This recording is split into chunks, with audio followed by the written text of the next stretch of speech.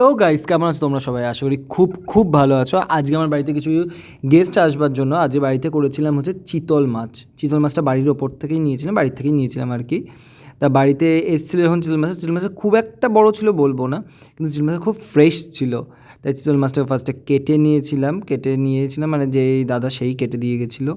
তারপরে কেটে নেওয়ার পরে ভাজার পালা, ভেজে নিয়েছিলাম চিতল মাছটা ভাজার পরে ফার্স্টে ভেবেছিলাম যে মুইঠা করবার মতো এটা চিতল মাছ নয়, কারণ চিতল মাছের পেটি আরও বড় হতে হয়।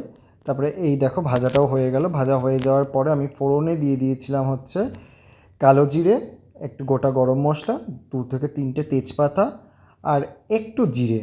কারণ কালো জিরে আর জিরের মিক্সটা দিয়েছিলাম এই জন্যই, কারণ যেহেতু পেঁয়াজ দিচ্ছি, কারণ আমি পেঁয়াজের রান্নাতে একটুখানি কালো জিরে দিই, কারণ ওটার টেস্টটা ভালো লাগে। তারপর হচ্ছে বাটার জন্য আমি নিয়েছিলাম পেঁয়াজ, টমেটো, আদা আর লঙ্কা। তারপরে বাটা মশলাটাও দিয়ে দিলাম। তার মধ্যে আমি রসুনটা ইউজ করিনি, রসুনটা না ইউজ করলেও চলে, তোমরা চাইলে রসুনটা ইউজ করতেও পারো। আমাকে করে জানিও অবশ্যই যে হচ্ছে রসুনটা ইউজ করে তোমাদের হচ্ছে কেমন টেস্টটা এসছে। আমি রসুন ছাড়াই করেছি। তারপরে যখন কষা হয়ে গেল, তারপরে তেলটা যখন বেরিয়ে গেছিলো, তারপরে আমি ওর মধ্যে একটু জল দিয়ে মাছগুলোকে দিয়ে দিলাম।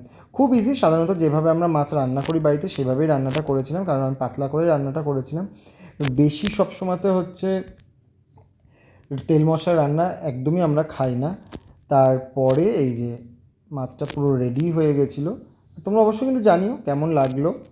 আর এই রকম কোনো ভিডিও বা আমার সাথে যদি কোনো দিন লাঞ্চ করো তো অবশ্যই কমেন্ট করে কিন্তু জানাতে ভুলো না। সেদিনকে আরও হয়েছিল যে চিংড়ি মাছ দিয়ে পুঁই পাতা হয়েছিল আর পেঁয়াজের ডাল হয়েছিল। একবারেই হচ্ছে যেভাবে সাজিয়ে দিয়েছিলাম আমাদের গেস্টকে, আমি সেভাবেই হচ্ছে ফটোটা তুলেছি।